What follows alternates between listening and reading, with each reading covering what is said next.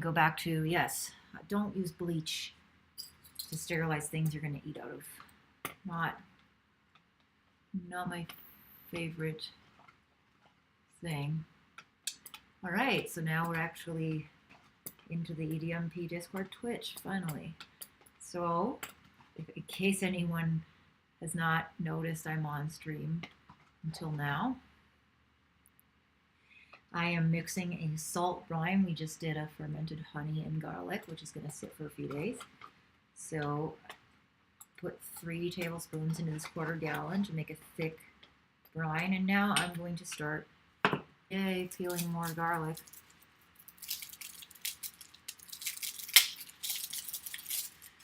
So what do we want in the dill pickles? Obviously dill, garlic, and cucumbers. Some people put, there's a fancy sort of thing you can do where you can put in like grape leaves or oak leaves, and that's supposed to keep the pickles crispiness, but I don't have that stuff, so I'm not going to put that in.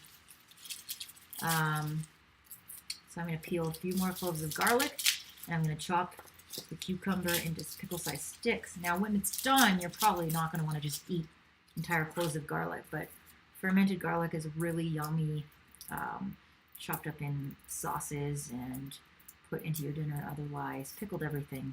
It's good for you. So sometimes if I want the garlic more crushed, which in this case I might not mind because we're not trying to preserve the garlic itself. We're trying to like impart the flavor. So this can make it faster to get the skin off the garlic if you just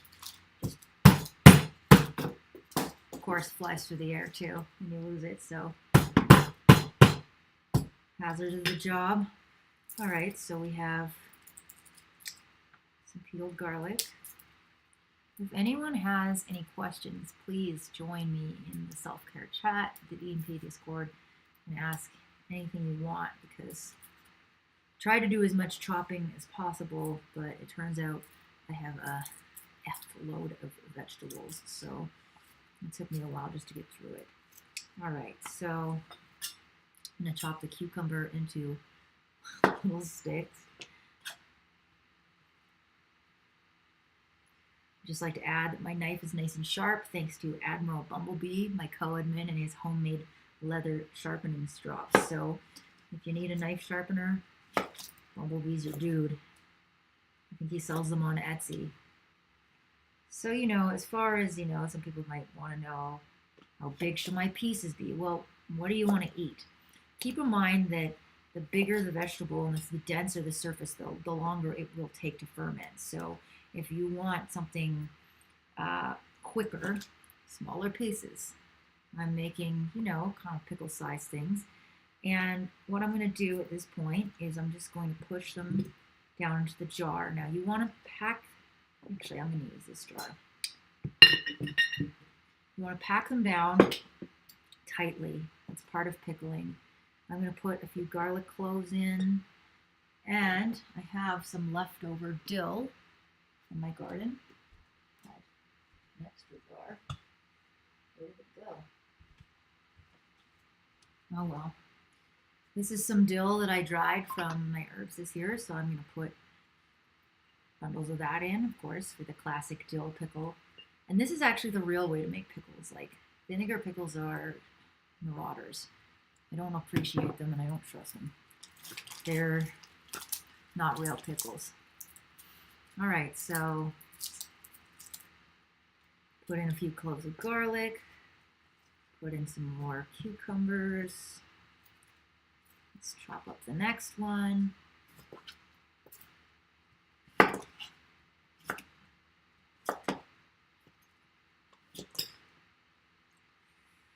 Now, personally,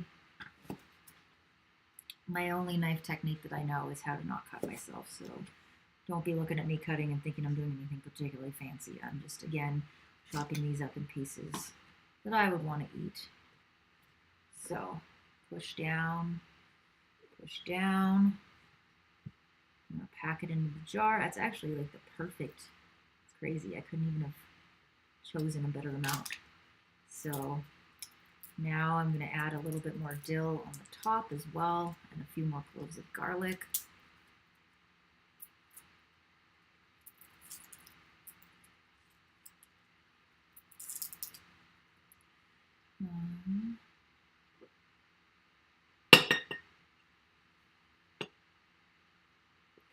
And believe me, the dill actually grows like a weed.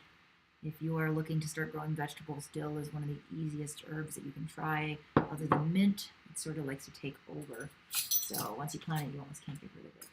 So now we have dissolved, could use a bit more stirring. We want this brine to be thick with salt.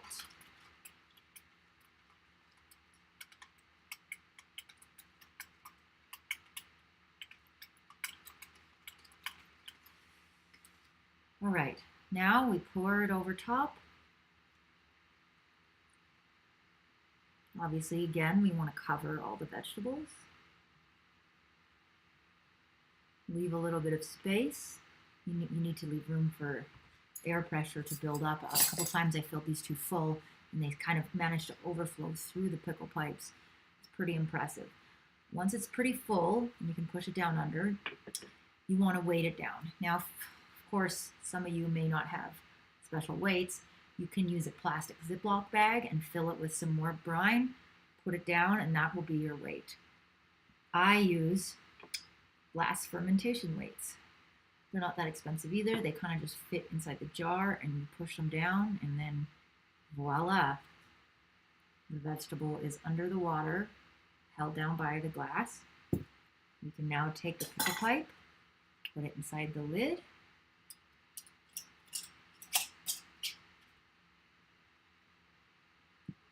I like to sort of, when they're kind of new, just squeeze a little nipple a little and just make sure that the opening is working correctly. So we now have pickles. Well, not yet. Right now they're just cucumbers and a lot of salt. But they will be pickles. You leave them usually for a couple weeks. A good thing to do is to write on the jar. I have removable chalkboard labels and a chalk marker and put the date on it just so I can sort of keep track or write it down somewhere and just keep checking them. What you're going to want to do is probably periodically, especially if you're using a bag, some of the stuff might creep up as the carbon dioxide escapes. You want to push it underwater. Now, there are sometimes a yeast which will grow on it, which is harmless. It's not mold. Admiral actually just asked me about it the other day. I want to show you guys what it looks like so that you can see that it's the difference between that and mold. Obviously, you don't want mold, but as long as you keep air out of the jar, you're not going to get mold.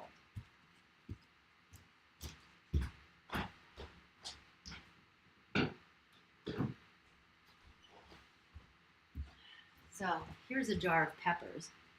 You can see all this crazy white stuff around the top. That's called calm yeast, and it's literally harmless. It tends to happen with peppers and with carrots and stuff like that. You can just kind of reach in, wipe it out, but once it's grown, it'll probably grow again because yeast does that. So don't worry if you see that. You can scrape it off, you can leave it, you can eat it, it's totally harmless. Now, in the interest of not just sitting here being boring and chopping, I think I'm going to make the peppers off stream since it's the same method, but I will show you what I do with them to make hot sauce.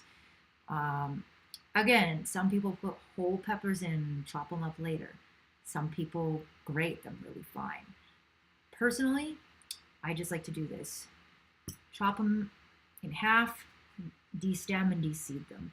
So chop the end off, chop the pepper in half, scrape out all the seeds. What I'm going to be doing after the stream ends is chopping up a bunch of peppers, a bunch of garlic, maybe a couple other spices, and putting them in.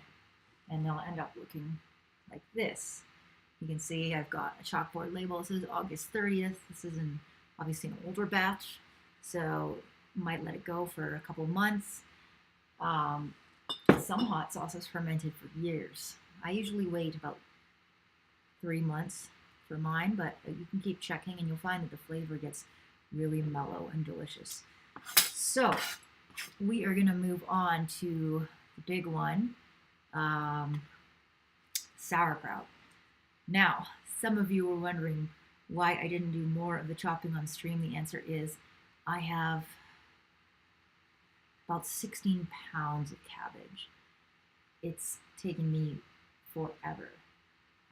But making a sauerkraut ferment is a bit different because you're not actually making brine.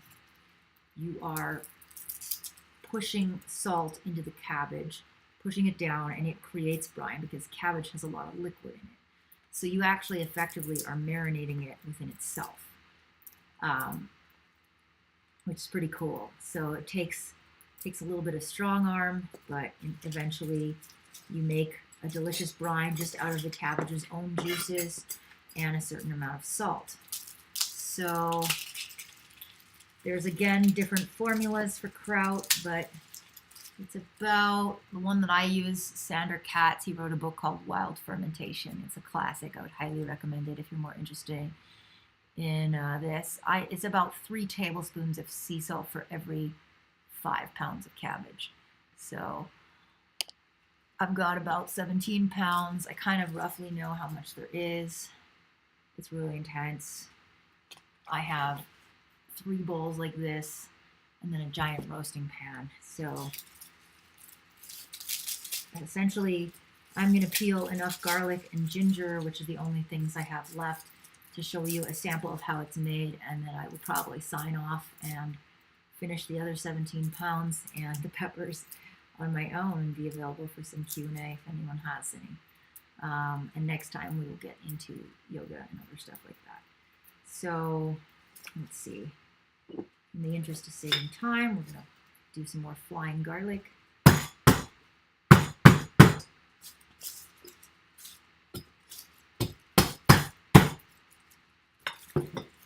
So again, as you can sort of see, all this cabbage is kind of like a brain, so chopping it is pretty easy. You can kind of make thin slices into it, and it sort of falls into these little layers. If you make them too small, it can kind of just get mushy. If you make them too big, it can be hard to eat. So again, just judge how you want to eat. I use a food processor on some carrots. I chop up some onions. And this is a variant of a recipe called golden kraut. It's supposed to be the ultimate anti-inflammatory sort of tonic thing. And it involves garlic, ginger, turmeric, and of course cabbage and salt. Classic sauerkraut is usually just cabbage, salt, and sometimes caraway seeds or something like that. I personally find that a little boring. This has a nice spice to it without being actually spicy. And I'll actually show you what the finished product looks like, since I have some left over from last year.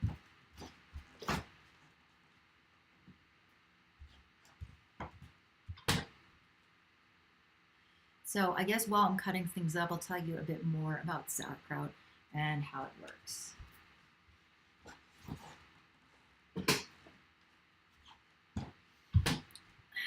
Essentially, the ideal temperature for kraut to ferment at is about 72 degrees or so. Again, this is not precise like alcohol fermentation, so the bottom line is, if you have a hotter room, like you live in Texas or something, it will be ready sooner. If you live in a colder climate, it may take a long time. Now, people's personal sauerkraut recipe times vary extremely. I've heard of some people doing kraut over a few days to weeks. Me personally, I don't like the flavor of super raw cabbage. It kind of hurts my stomach. I like the aged, mellowed out flavor. So I like to leave mine for a long time. Generally, the average that I've heard of is 2 or 3 months. But I find that in Denver in the wintertime, it actually can take me, believe it or not, up to 6 months. And that could also be because I do such large batches. Because of course, the denser the mass, the longer it's going to take. So, all right, we've got a little bit of garlic ready now, so we can start making a sample. So essentially, I use a gigantic, you can see it has 16 pounds of cabbage. You can do sauerkraut in a jar, just like the other pickles I showed you, as long as you make sure the brine is weighted down. But what I use, this is a very old European, it's a water airlock crock. So the top has this little channel, and you pour water in, and it actually creates an anaerobic seal for the sauerkraut. So what I'm going to do is just chop up this garlic a little bit more. And we're also going to grate some ginger. Oh, there's some crazy reverb inside this crock. Crazy. So we're going to chop this up. And then for the ginger, I used to make chunks, but you know, it's not really super nice to bite into a big chunk of ginger, no matter how fermented it is. So I think what I'm going to do today is peel it a couple different ways. Everything else is ready to go. Now I've run out of bowls, or I would do this in a bowl. So what you're going to have to do, if you have a bowl, is put the mixture of all these elements into that bowl, and then take the salt at the rate that I showed you, you know, about 3 tablespoons for every 5 pounds of cabbage. A head of cabbage, like an average size one, is about 1.5 pounds. This is a small head of cabbage, and this is about 1 pound even. So like your average is about 1.5 pounds. So think of like maybe three heads of cabbage, roughly 3 tablespoons. But again, you're gonna see that it has a certain feel to it. You're gonna basically coat the cabbage, and it's gonna start dripping. So we're gonna start off by, this is about 3 pounds of cabbage. I'm gonna mix this in the crock, and then I'm going to start pushing down and squeezing until it starts making its own brine.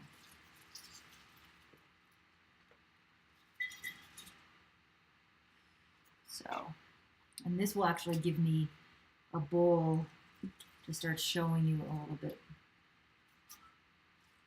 Maybe I'll just put half of this in here. So,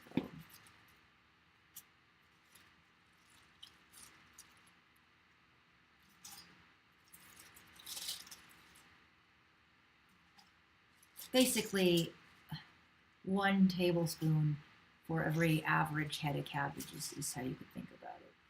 So what I'm going to do is I'm going to do half of this right in the crock, and then I'll do half in this bowl. Or, yeah.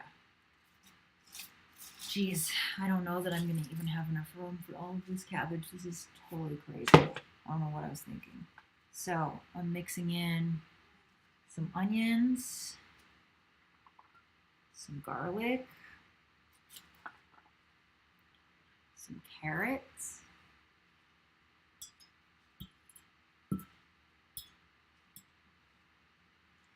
and we are going to deal with some ginger right now as well. So just using a regular peeler here to get the skin off. Don't really want ginger peel in your stuff. It's not very nice. I'm getting a little messy here, so don't do what I do. Keep your workstation clean. Clean up all your shells and peels and whatnot.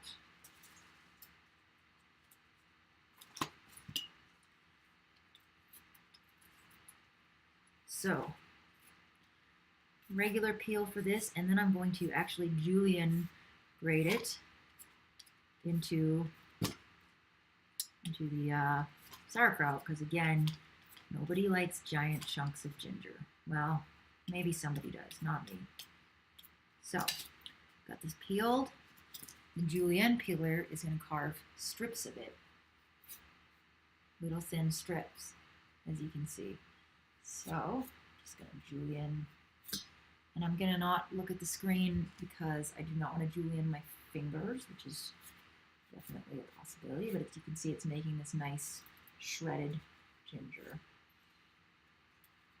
Now, normally I would also be adding fresh turmeric, but sadly the Asian market was sold out of turmeric, so I did not get any. All right. So, got a little bit of that. And I'm just going to add some powdered turmeric. It's still good dried, it just doesn't have that lovely texture. I love biting down on it. Get open.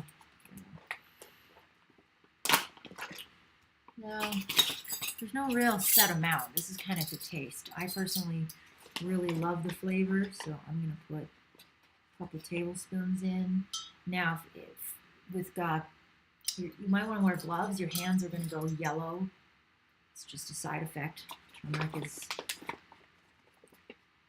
And actually, I didn't think about this. I need another tablespoon, so I don't put the salt. Powder.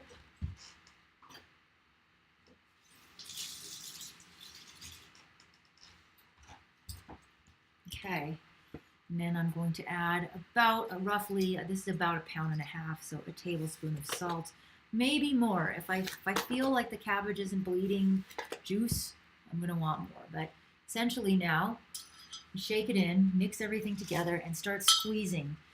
Squeeze like your life depends on it. You want to squeeze until you feel juice coming out of the cabbage. And you know what? I think I am going to do some in here so that you can see it a little bit better. So let's mix in a little bit of onions,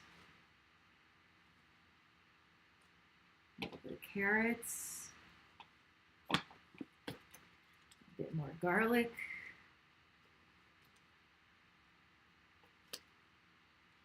and julienne, a little bit more ginger in there. You can see how everything's turning orange because of the turmeric. So again, at your own risk. The cat is being supremely noisy today. Again, trying not to julienne my finger, so excuse me for a second.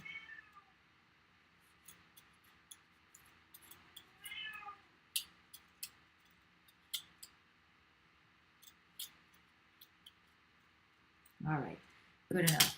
Now, we put in about that tablespoon of salt, and we're going to start massaging.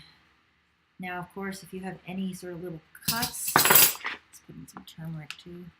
They are going to sting. I can already feel my hands stinging from, I took my cat to the vet today and she scratched me, and I can feel every little scratch. So it's a bit painful, but here we go. We're going to squeeze. We're going to work this.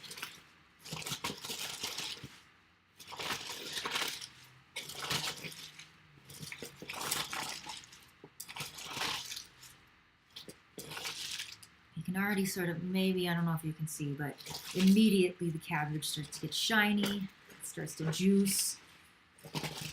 Your hands start to sting of salt and turmeric. It's wonderful. It's just wonderful. So you're basically going to sit there and squeeze until enough juice comes out of the cabbage to submerge it. And then you're going to start pushing it down into your jar, or in my case, the crock, until it's covered in its own brine. Once that's done, you're going to weight it down, just like I showed you. You're going to seal it, and you're going to leave it. And, you know, for the first few days, if you can keep it over 80 degrees, that will start the fermentation process. And after that, it's best if you can keep it down to about 72, like I said. So this is already starting to exude juice. Now, since there's not a lot of people live, I was hoping to get a little bit more questions. I should probably sign off because it's just going to be me sitting here squeezing stuff for the next little while. But maybe you can see how shiny and wet my hands are. It is working. The cabbage is exuding juice. If you find that you're not getting enough juice, you probably don't have enough salt. So, you know, take it bit by bit. You obviously don't want to over salt, but you want to make sure that you can feel the cabbage leaves sort of getting gritty, and it is starting to juice. So anyone is actually watching and has any questions or anything to say before I sign off, please come and chat with me. I will keep this up for a second or 2 more minutes as I squeeze, and then if this was my jar, like I'm actually going to be putting it in there, I'd start pushing, squeezing, push down, and you will feel the brine start to rise up. See, it's dripping water. I don't know how good the stream quality is or how anything looks, but anyways, hopefully some of you will watch this later date. I know that this was a bad time for all the Europeans, so if you have any questions at all, you know where to find me, and come back for the next self-care stream in which I will actually have a proper yoga class, and we can check in on how some of this fermentation is going. So again, ask your questions, and I am going to sign off. Have a good night, everybody.